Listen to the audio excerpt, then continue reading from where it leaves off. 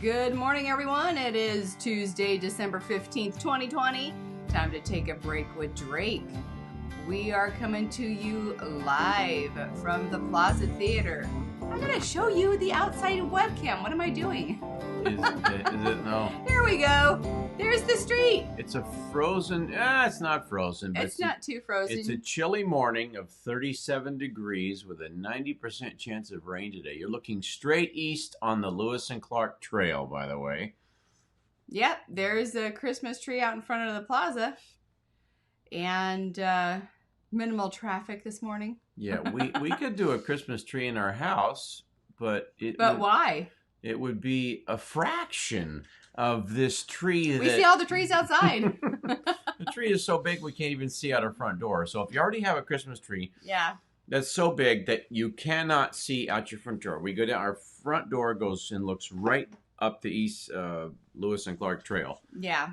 And you can't see it because this 15-foot tree is there that's about 12-foot diameter. And typically every year the kids, I don't know, like 3rd or 4th grade, will make decorations and come and decorate the tree. So we don't know if that's going to happen this year. Oh, it's not happening. They're having a COVID Christmas. I think they're going to do it. I think they're still going to do it. I see no kids anywhere. Well, but I still think that they're going to make decorations and decorate the tree. Well, that's my guess. I hope so. I'll bet you their continued attempts to cancel culture prevail. Well, that's what I bet happens. That's what you bet happens? Okay. Yeah. We'll see what happens. Oh, do we have a bulletin blooper? Do we have a bulletin blooper, dear? Yes, we do. Oh, I love these. These are the best. Here we go. Ready to read this bulletin blooper, Drake? Yes, I started helping in church when I was 5, and to me, it's just an awesome issue of humor. We're in Philippians 2 if you want to pull that open. Yeah, that's true. But meanwhile, here's your bulletin blooper. You ready? This is a really funny one. I think this one's hysterical. Oh. Okay, you know the way churches will do like a church exchange where everybody brings their old clothes in and does yard sales and Are you going to read it? Here we go.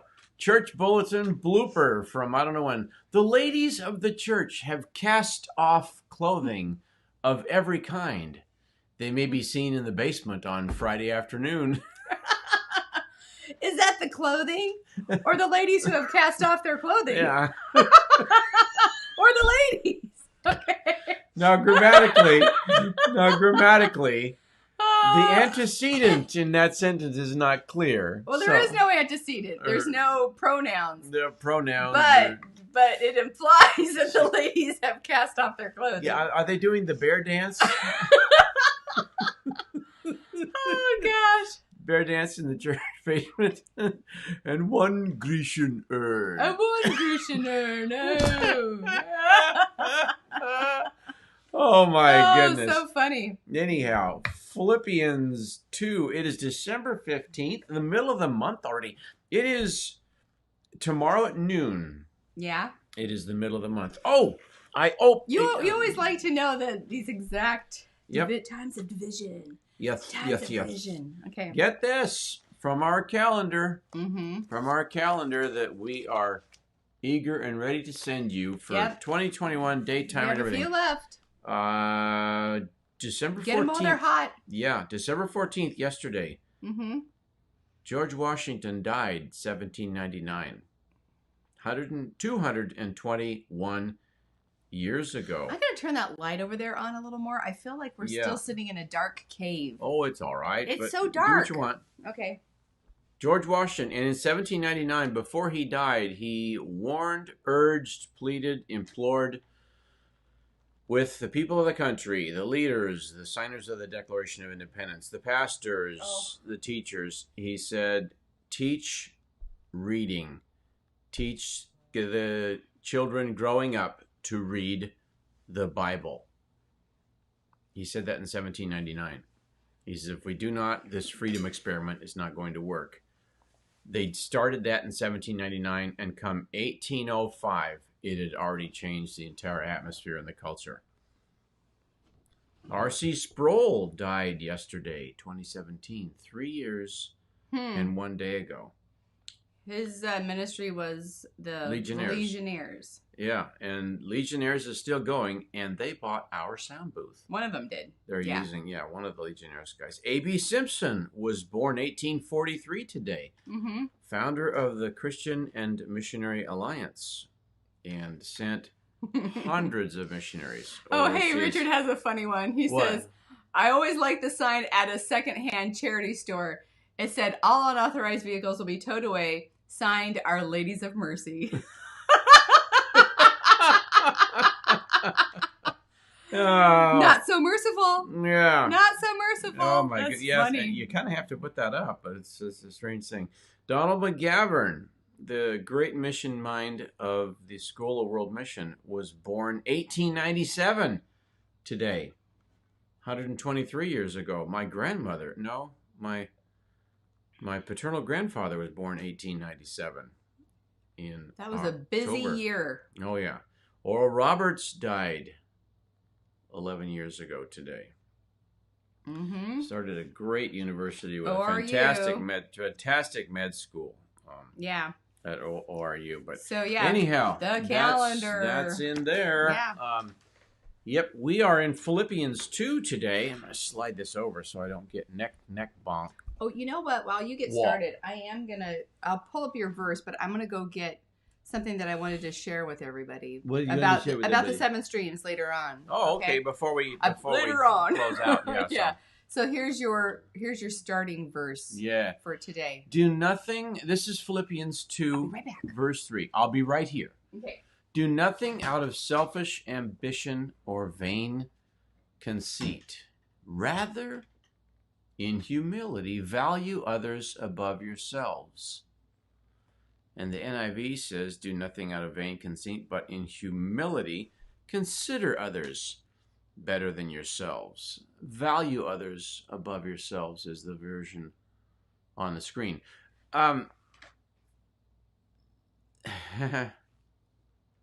This would solve everything. If we just considered and valued each other above ourselves. Oh, if ever as soon as I win the Super Bowl MVP, people say, I'm number one, we're number one. I'll say, hey. They are. I'm number 3. Yo! And they'll go, 3. You got to push the Trinity. If you botch the concept of the Trinity, you're a cult. But I'm number 3. I'll say, Jesus is number 1, and I'm after you. Wouldn't that be cool? That's cool. As soon as I win the Super Bowl MVP. Okay. I'm going to say that. Maybe they can have like a preaching tournament or something. Hallelujah, baby. That's my Job of the Hut voice. Of course, there's no... who would have the patience to sit through all that? Oh, preaching tournament. Come on. Whoa. That's funny. Oh, no kidding. Do nothing. What should we do out of selfish ambition? How much? How about 2%? Let's do 2% out of selfish ambition. This is nothing. Yeah, I mean, and, okay, should you not beautify your house? Should you not polish your car? Should you not wax and wash your car? But that's should not you not vain. do your lawn? That's not vain. That's stewardship. It's taking care, and if you mow your lawn, and anybody who walks across it, you just come out of your tree and start screaming, okay, you're worshiping your lawn, ding dong. Oh. I know people that have over-purchased on a car, and, well, it's really for the Lord. Really? Okay. And as soon as some shopping cart taps it in the parking lot. Sorry, I would become unglued. Yeah.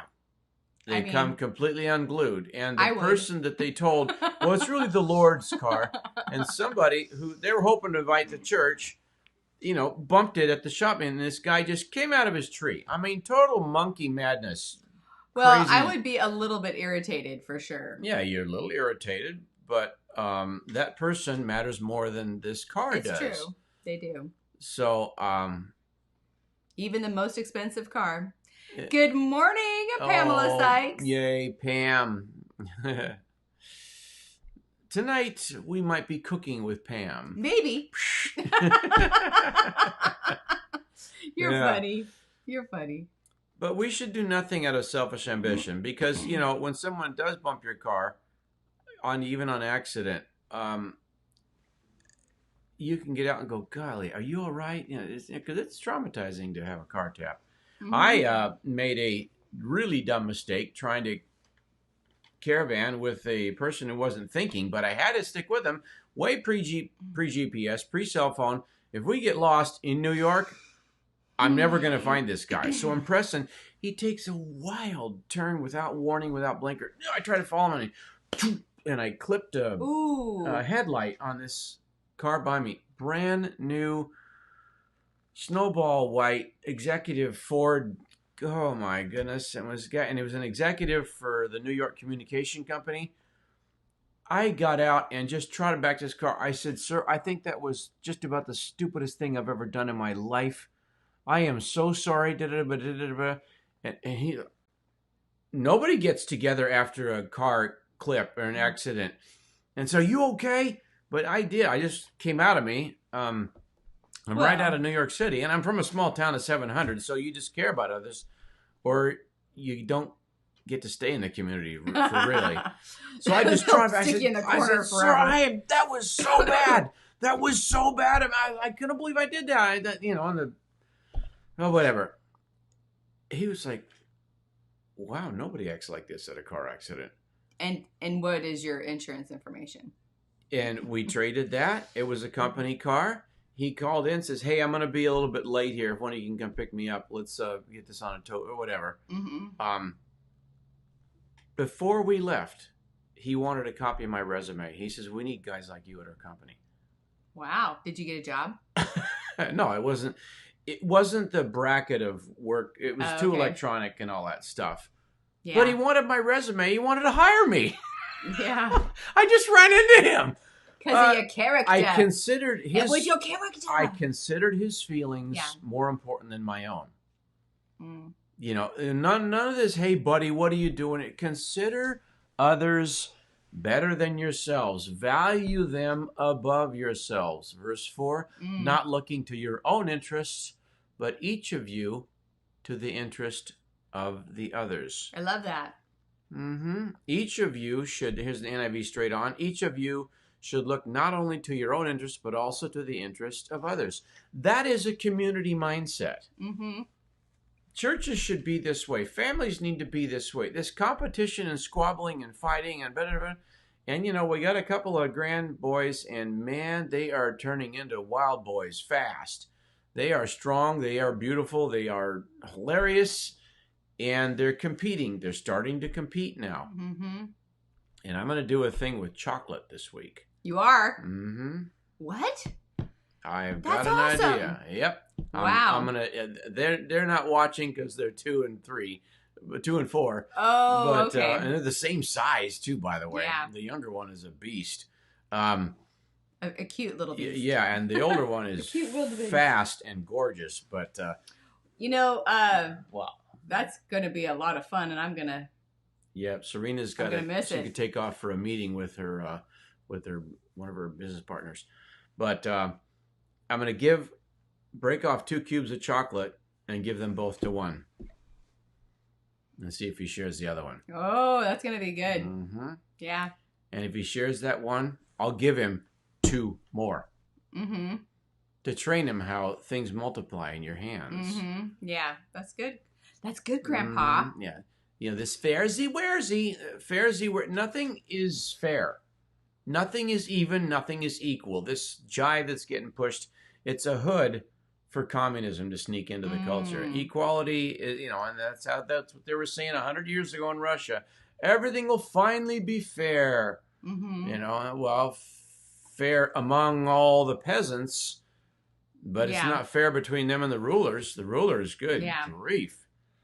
Putin is secretly one of the richest men that's ever walked the face of the earth. Ceausescu lived in a gold house, the communist leader of Romania. It ain't fair. It ain't equal. Need all that gold. So I'm going to teach the kids. Yeah, that's hey, equality's not the issue. I'm not going to say that, but I'm just going to give 2 pieces of chocolate to one and give nothing to the other and see what they do. That'll be interesting. He shares that one, so he'll go, wait a minute. When I give one away, I get 2 more. He has to get to that first step, though. Yeah. when Peter and James and John and Bartholomew and Philip broke the bread, they had 2 full loaves in each hand. You know, it went from a half and a half to 2. They're like, whoa. It multiplied in How their did hands. that happen?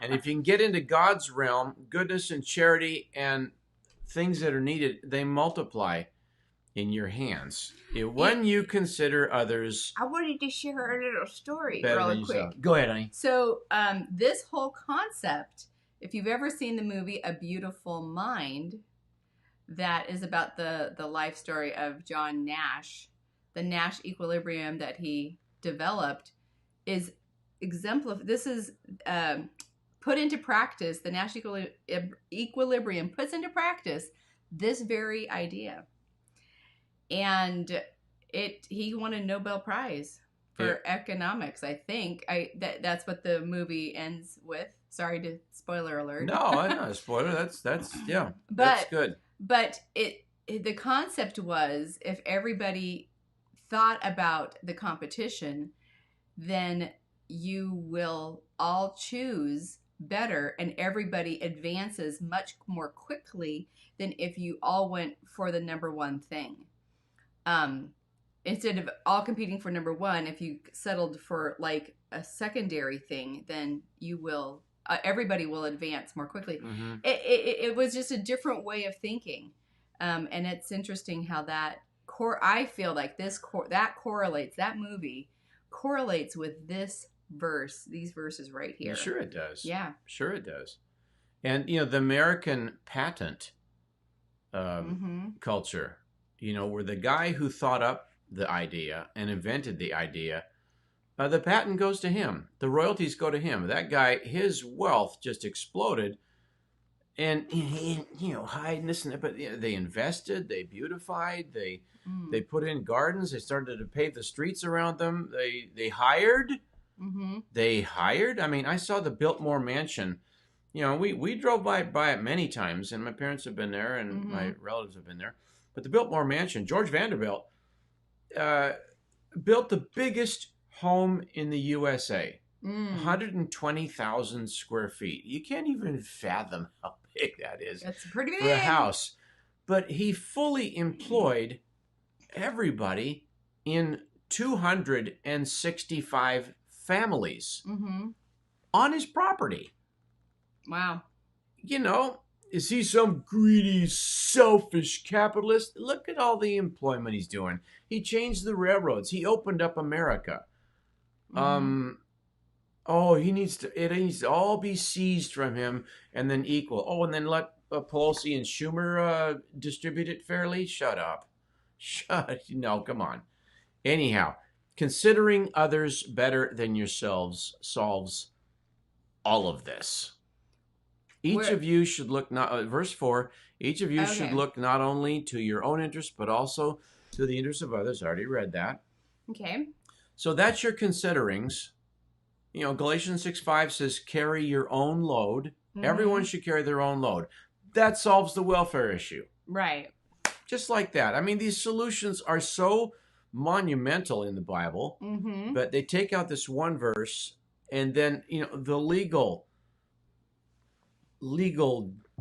jive that has replaced these single verses in the Bible so that everything's fair throughout the thing. And then once the government gets it all fair, it is so unfair. Yeah. All right, I got to move on. Okay. Verse 5. How is your attitude? I'm going to pull this up just a bit here. You can read that, and I'll read the NIV. Your attitude should be the same as that of Christ Jesus. I pulled it from the NIV on Bible Gateway. In your relationships with one another, have the same mindset as Christ Jesus. That means the same thing. It is the dynamic equivalent. What is Jesus' attitude? I love the Jesus character in the New Chosen series. He has such a great way about him. He is so warm and so receptive. That's the way Jesus is. This actor nailed this. Yeah. I get tears in my eyes with the way he treats people and the way he values people. And if you want to see it, go to thechosen.tv. They'll tell you exactly how to watch the show. You can watch the entire season for free. Yeah, you got to see this thing. It's amazing. Yeah, it really is. It is amazing that they are doing this. I mean, people love this show so much, they are paying it forward. Yeah. Paying it forward so that other people can see it, so that there's the access. I think that's amazing. Yeah, I've never even heard of that happening. No, me either. Financing ahead of time the next series. And it's not a studio funded thing. This is all people loving this show so much that they're funding it. Awesome. I love that. The attitude of Christ Jesus. I don't care what you brought to him. You could come to him, a helpless child, looking for a hug or a giggle or a cookie. You could come to him a frazzled teenager. You could come to him an overly stimulated young family. I mean, young families are like... Anybody can come to Jesus. Yeah. Including on the far end of the scale, the demonically, and everybody. Or the highest people in society. Yeah. Pilate, Nicodemus, he just had this, can I help you? Yep. Can I help you? Well, will you let me help you? But you also see him on mission. He is on a mission. Like in the first episode. Not a ne'er-do-well. Yeah, I mean, it's not like he's just bopping around, do. I mean, Jesus is on a mission, but he does respond to people too. It's amazing. It's amazing. Yeah, that's a good line of Tolkien's. Not all who wander are lost. Yeah. Jesus didn't wander. He was never lost. Nope. We need to kind of just take breaks from our grind sometimes and just go on a casual hike. But Jesus was always aiming to value you. Yep. To remind you of your standing of eternity. And your attitude should be the same as that of Jesus. When people approach Jesus, it should be similar to people approaching us. Yeah. I love this next run here. How it describes the mindset of Christ Jesus. And I've said this before, but I'll say it again. As far as having the attitude of Jesus' attitude of giving. I love it when someone's behind me. You know, if they've got a donkey pile of groceries, I can't do it. But if they got a couple things behind me, and they look a little beaten down and haggard and tired, and they go into, oh man, I'm not sure I have enough. I love lifting up the divider and said, dear, we'll get your groceries today. Or if they don't look haggard and they just look busy. Why don't you go on ahead? Yeah. Go on ahead of me. I've got this pile of groceries. Be a blessing. Yeah. Everyone who leaves your presence, God's goal is that everyone who leaves our presence goes, wow, who are you? Once I have said, I'm an angel.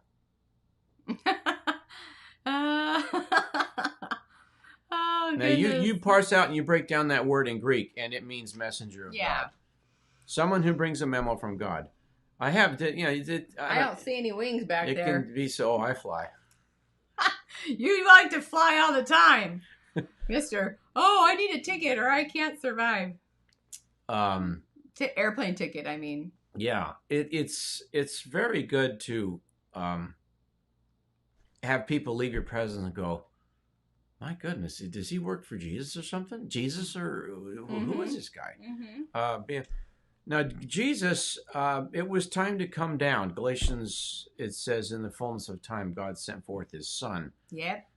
Who being, verse 6, your attitude should be the same as Jesus. Yeah, let me pull this down over here. Who being in very nature God. The composition of Jesus is that he is God. He did not consider equality with God something to be grasped. So it's time for somebody to go down there and show God. They're never going to figure it out. They're making up gods right and left. There's hundreds of them. Yeah. Esarhaddon, Zeus, Olympus, Poseidon, Isis. Remember that dingy show 40 years ago, Shazam, Isis? Shazam! Yeah, Horus and the beetles and the jackals. The gods were made up of everything. In Africa, straight south, Oh my goodness. Every planet, Yeah. every all the celestial bodies. Yeah. Yeah. You have a celestial body. Well. Oh, I'm going to get back on topic here. Well, now. So You've been thinking about me joining that church where the ladies have to cast off their clothes. Oh gosh.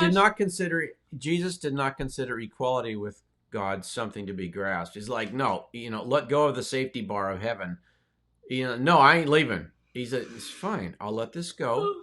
Sure. I'll let this divine everything go, and I will go down to that earth, and I will save them. I will do everything I have to do. So glad he made that choice. So I can save them, yes. Yeah. But he made himself nothing. Now, he had the very nature of God, but he took the very nature of a servant. I'm going to leave verse 5 up there just so that we have the context of what we're talking about. He took the very nature of a servant. Mm-hmm. Can I help you? Let that be one of our buzz phrases in life. Yeah. Can I help you? May I help you? I love seeing somebody struggling. I said, I can help you with that. Just be this way. Yeah. It changes the world. But he made himself nothing, taking the very nature of a servant, being made in human likeness, verse 8, and being found in appearance as a man. He did such a fantastic job of having the appearance of a man that the people who encountered him did not know he was God. He was healing. Right. That's right. Bread was multiplying, not in his hands. It multiplied in the disciples' hands. And if you'll give yourself as a vessel to be used of God, he will multiply things in you so that others are blessed and fed. And he's going to use you because you can stay there and be there and answer people's questions. What is that? God so loved the... What is it? For God so loved the world? Yeah, that he gave his only begotten son. Yeah, and you're there to answer questions. That's right. God multiplies stuff in you. Yeah. He humbled himself. Mm-hmm. Jesus did. They say that Christ's 3 great humiliations are his birth, his death, and sometimes his followers. Oh! Oh, wow. Oh, I didn't tell them to act like that. Well, we should have... it's amazing because he somehow uses the mess ups that we do. Yeah. Our mistakes, and transforms them into something amazing. Yes, and he uses broken tools. And broken pots. Cracked pots. I love it when people use that illustration. Cracked pots. Yeah. Cracked pots for Jesus. Cracked pots for Jesus leak water along the trail and then flowers sprout up. Yeah, that's right. He humbled himself and became obedient to death. Even death on a cross. He got executed with the criminals, the most gruesome, agonizing way to go. The Romans perfected the horror of this, and they did it to the next guy. It had to be weird to be whipping Jesus and punching him and have him not scream or yell back or lash out or curse. Right. Or call down the devil's whatever on, I mean, you can imagine these people are, oh wow. Can we stop there today? Because I wanted to share something. We need to stop here. I'm sorry. I hate to interrupt. Jesus humbled himself to death on a cross. There's nothing he won't do to make sure that you find everything in eternity. Go ahead, though. So, one of the things that I have been planning for a while, and I love that. Thank you, Drake. I love this section of our Philippians. Graphic design wife has got something cool. I'm planning to start releasing a series of videos on YouTube and Facebook for the 7 streams. So one of the things you'll need to get is a notebook. I'm going to be putting some links on the website. This is a special notebook for taking notes, and you can hardly see what's on the inside. But when you follow along on the 7 streams, this will give you a journal. This is basically a journal so that you can follow along in the 7 streams and keep track of where you are. one of the cool things that I've been developing is, Hold it close to the camera. yeah, I'll hold it up here. So when you work, this is probably backwards. This is a representation of all the books of the Bible on a bookshelf, because as we know, the Bible is really a library. It is a collection of books, letters, songs, Prose, narration, history, wisdom, all those things. So what I did is I created a pictorial representation. I'm creating a black and white printable that you could just either print it on a sticker or buy the sticker from us and put it into your journal so that after you've gone through the book, you can color it on the shelf. This is fun. This is just a fun tracker to keep track of these things. So I will be making these trackers. Honey, I think we should dedicate an episode to this. Oh, yeah, maybe we will. I think that should happen Okay. Wednesday or Thursday this week, because you're onto something. She worked for a graphics company in Manhattan. I did. Serena devises beautiful things that are very easy to read and learn from. So I'll be working, yeah, and then I'm still in the development of these things, and then give an explanation of what the videos will be about. So these will be basically helping you to go through the 7 Streams Bible reading method, but going through it, tracking your progress in a journal. And we can even arrange it so that if you want to do this, I mean, dig in, hang on, like Santa's sleigh, you grab one of the reindeer's harnesses and don't let go, and you want to go through it the whole year, you can actually get some college credit for this. Right. Yeah.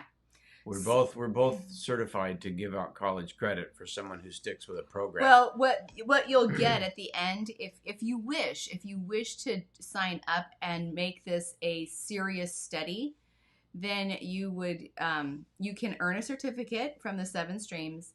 That certificate can then be transferred to college credit with New Covenant University. Yay. That is based in St. Augustine, Florida. So we have these, it is a different way, an innovative way to go through the Bible. And as Jesus on The Chosen says, get used to different. Yeah.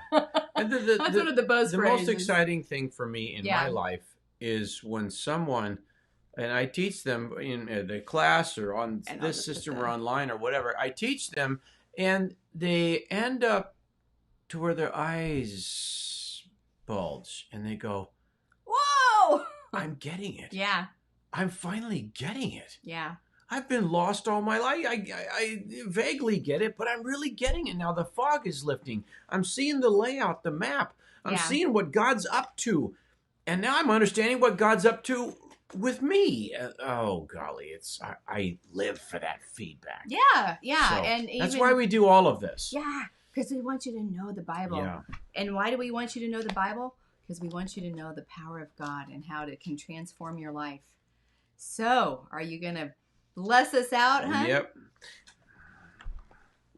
Psalm 121. I lift up my eyes to the hills.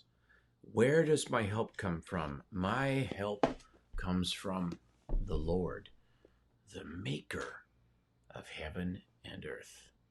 You need him. You call him. He's there. Bless you this day. Blessings. We'll see you tomorrow.